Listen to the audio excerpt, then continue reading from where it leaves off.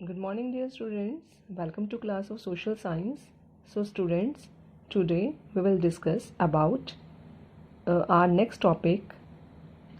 You have read the features of the federalism in previous videos. So today we will learn how is federalism practiced in India. Both the questions are changed. पहले वाली video में मैंने बताया था federalism के features क्या होते हैं. अब हम लर्न करेंगे कि इंडिया में फेडरलिज्म को कैसे इफ़ेक्टिव बनाया जाता है, कैसे उसकी प्रैक्टिस की जाती है ताकि वो इफ़ेक्टिव लगे, कि हम लोगों को ये लगे कि हाँ कि फेडरलिज्म फॉलो हो रहा है. तो number 1 linguistic states, number 2 language policy, number 3 centre state relation. Number 1 linguistic state. Linguistic state मतलब हमने इंडिया को जब फेडरलिज्म बनाया था तो उसके अंदर कुछ चेंजेस किए थे ताकि लोगों को लगे कि हमारे यहाँ पर पावर्स का डिवीज़न हुआ है और जिसके कारण कंट्री के वेलफेयर के अकॉर्डिंग वर्क किया गया है. तो हमने स्टेट्स को डिवाइड किया गया था. लिंग्विस्टिक स्टेट्स मतलब उनको कैसे डिवाइड किया गया? Creation of states on the basis of language, culture and geography.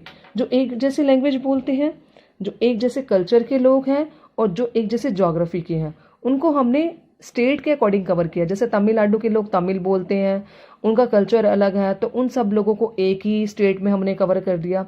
जैसे पंजाब में सब लोग पंजाबी बोलते हैं, उनकी लैंग्वेज, उनका कल्चर, उसके अकॉर्डिंग हमने स्टेट्स को डिवाइड किया है ताकि लोग एक जैसी लैंग्वेज और एक जैसे कल्चर को शेयर कर सकें. According to the all boundaries of all states were change. जिसके लिए पहले जो स्टेट्स थी वो कम थी, 18 थी, और अब जो स्टेट्स हैं वो बढ़ गई हैं. तो हमने क्या किया है, ओल्ड बाउंड्रीज को चेंज करके न्यू बाउंड्रीज बनाई हैं ताकि लोग मिलकर रह सके, they can live together and happily. So हमने लिंग्विस्टिक स्टेट्स बनाई हैं ताकि हमारे यहाँ पर फेडरलिज्म अच्छी तरह से फॉलो हो सके. Number 2 language policy. Language policy means the Indian constitution did not give the status of national language to any language. हमारे इंडिया के कॉन्स्टिट्यूशन ने किसी भी लैंग्वेज को नेशनल लैंग्वेज का स्टेटस नहीं दिया. Though Hindi was identified as a option language. Hindi को हमने ऑप्शन लैंग्वेज माना है, but the central government has not impose Hindi on those states. उन लोगों पर, उन स्टेट्स पर जहाँ वो लोग रहते हैं, जो लोग हिंदी नहीं बोल पाते, इंग्लिश बोलते हैं या कोई अपनी अगर दूसरी लैंग्वेज बोलते हैं, तो वहाँ पर हमारे गवर्नमेंट ने, सेंट्रल गवर्नमेंट ने हिंदी को इम्पोज नहीं किया है. जो लोग जो भाषा बोल सकते हैं वो उसको बोल सकते हैं. Number 3 centre state relation. Indian constitution has separated the power of the union and state government. हमारे जो इंडियन कॉन्स्टिट्यूशन ने यूनियन और स्टेट गवर्नमेंट की पार्ट्स को अलग कर दिया. जैसे हमने पीछे लिस्ट पढ़ी थी, union list, state list, concurrent list, कौन कौन डिसीजन ले सकता है, कैसे डिसीजन ले सकता है. तो हमारे जो इंडियन कॉन्स्टिट्यूशन में यूनियन गवर्नमेंट और स्टेट गवर्नमेंट दोनों की पार्ट्स के ऊपर थोड़ी सी लिमिट लगाई जाती है ताकि वो दोनों एक दूसरे की पावर का मिसयूज ना कर सकें. दोनों की पावर मतलब यूनियन गवर्नमेंट जो है वो स्टेट गवर्नमेंट की पावर को, उनके डिसीजन को चेंज करने की कोशिश ना करे. तो the state government, but still the union government can have influence over the state in many ways. But judiciary, supreme court यहाँ पर इंपॉर्टेंट रोल प्ले करती है कि अगर स्टेट गवर्नमेंट की पावर को हरास किया जा रहा है तो वहाँ पर सुप्रीम कोर्ट हेल्प करती है स्टेट गवर्नमेंट की.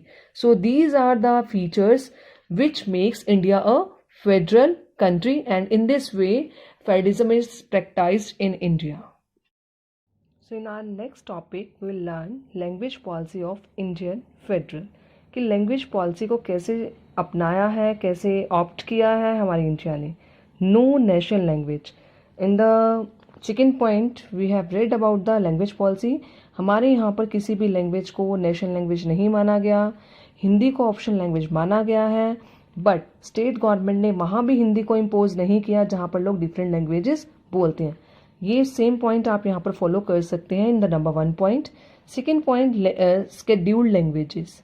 बिसाइड हिंदी के अलावा हमारे यहाँ पर 22 लैंग्वेजेस हैं जिनको स्केड्यूल्ड लैंग्वेजेस माना गया है. State to have their own official language. हमारी अपनी लैंग्वेज, जैसे हरियाणा के लोग हैं वहाँ पर ऑफिशियल लैंग्वेज हिंदी ऑप्ट की जाती है मेनली, उसके बाद इंग्लिश होती है.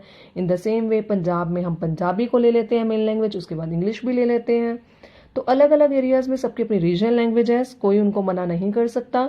और किसी पर्सन ने अगर पेपर देना है सेंट्रल गवर्नमेंट के लिए इलेक्ट होने के लिए, तो वो पर्सन किस 22 लैंग्वेजेस में से किसी भी लैंग्वेज में पेपर दे सकता है. Number third point, spread of Hindi with cautious approach. The use of English for official purposes was stopped. Stop हो गया था कौन से ईयर में? इन 1965 में स्टॉप कर दिया गया था.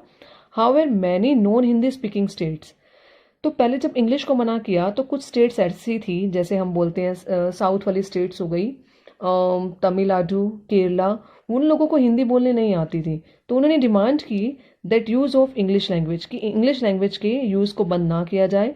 Then central government agree to continue both languages for official purpose. तो सेंट्रल गवर्नमेंट ने एग्री कर लिया था कि दोनों लैंग्वेजेस को आप यूज़ कर सकते हो ऑफिशियल लैंग्वेजेस के लिए. Number fourth point is language policy of Sri Lanka. जो इंडिया की लैंग्वेज पॉलिसी है, ये थोड़ा सा मैंने नेक्स्ट पॉइंट अलग लिखा है क्योंकि डिफरेंस में भी आ सकता है कि इंडिया की लैंग्वेज पॉलिसी श्रीलंका की लैंग्वेज पॉलिसी से क्यों डिफरेंट है. तो आपने देखा ही होगा लास्ट वाले वीडियोस में कि श्रीलंका ने सिंहाला लैंग्वेज को ऑफिशियल लैंग्वेज बनाया था और इंडिया ने ऐसा कुछ नहीं किया था. इंडिया में हिंदी और इंग्लिश लैंग्वेज, आप दोनों लैंग्वेज को ऑफिशियल लैंग्वेज की तरह यूज कर सकते हो. In this way, we can say that language policy is opted by the India, which makes it Indian federal. Thank you.